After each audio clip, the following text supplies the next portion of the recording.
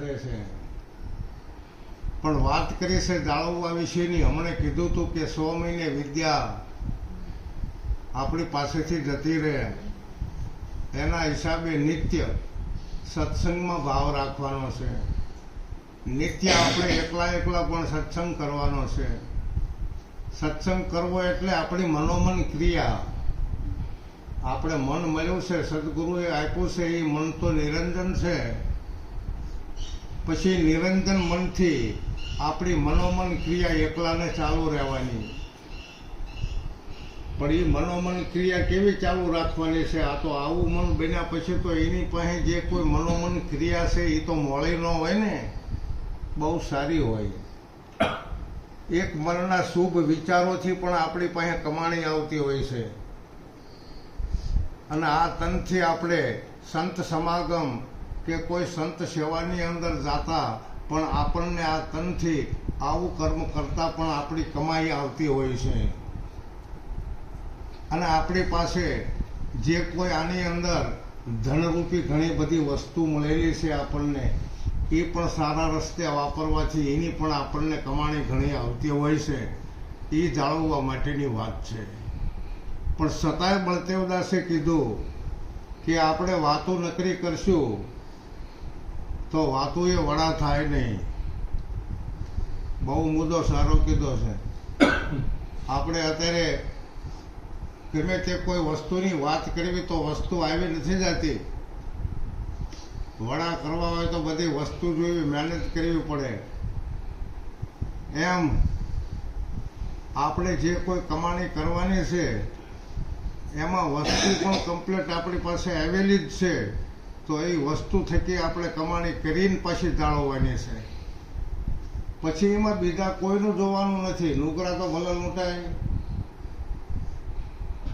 પણ આપણે લૂંટાવાના નથી.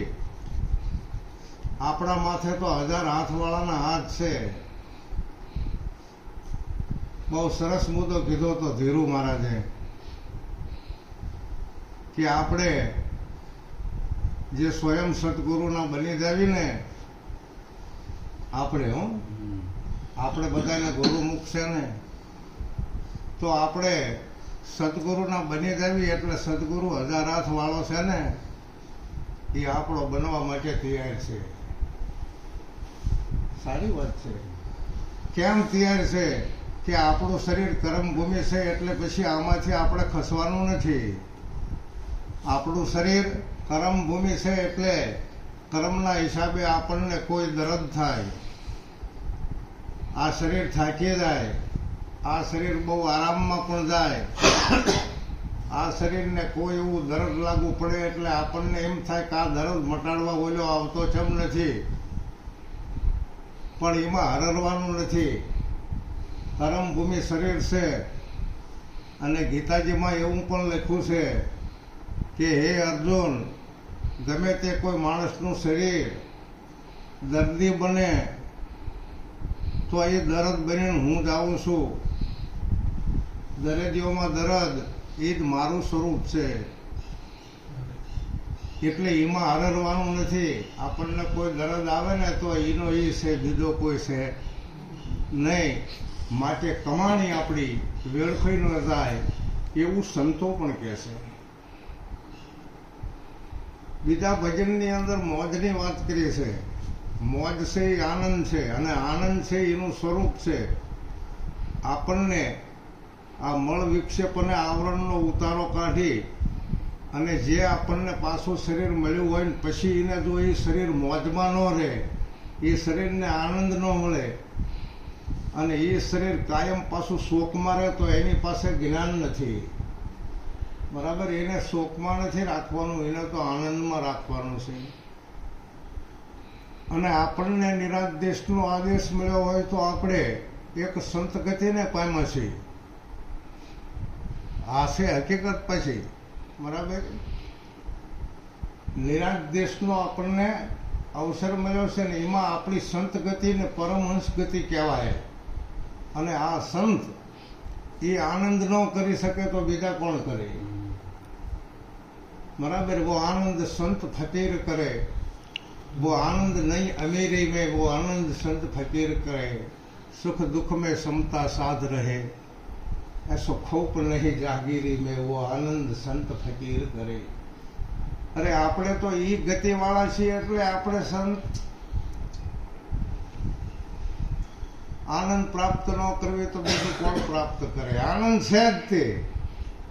મેં હું આનંદ આનંદ મેરા. બહુ સરસ વાત કરી છે. સ્વરૂપ જ આપણું ઈ છે. બીજી વાત કે સંતોએ આવું કીધું છે, જો અનુલક્ષી અને શરીરના બધા અવયવોને અનુલક્ષીને અમુક ભજન બનાવ્યા છે કે કમાણી આપણે કરવાની છે શીના વડે? શરીર વિના તો કઈ કમાણી ન થાય ને. શરીર છે ને એ આપણું સારું છે. શરીરને કંઈ ફેંકી પણ નથી દેવાનું. જ્યાં સુધી આ શરીર ટકે ત્યાં સુધી ભજન સત્સંગ કરવાના છે. બરાબર? ભજન અને સત્સંગ કરવાના છે. એમાં જેટલી આપણી આપદા હશે, આપદા જેને કહેવામાં આવે, એટલે આપણી તૈયારી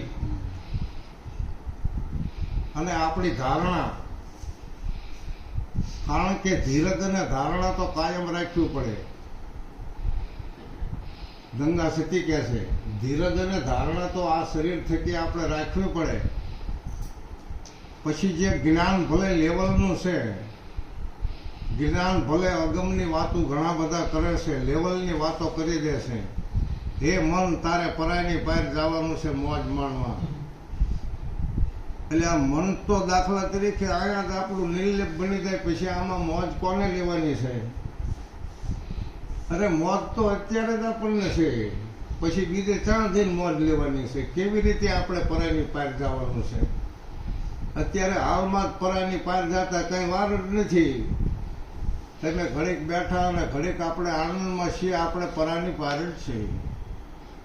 આપણા મનના કોઈ ધામા ઉધામાં નથી. સ્થિરતા પદને મન પ્રાપ્ત થઈ જાય એટલે પછી તમારી પરાની પારની જ મોજ છે. અત્યારે હાલમાં મનને સ્થિર કરવું હોય તો વાર નથી.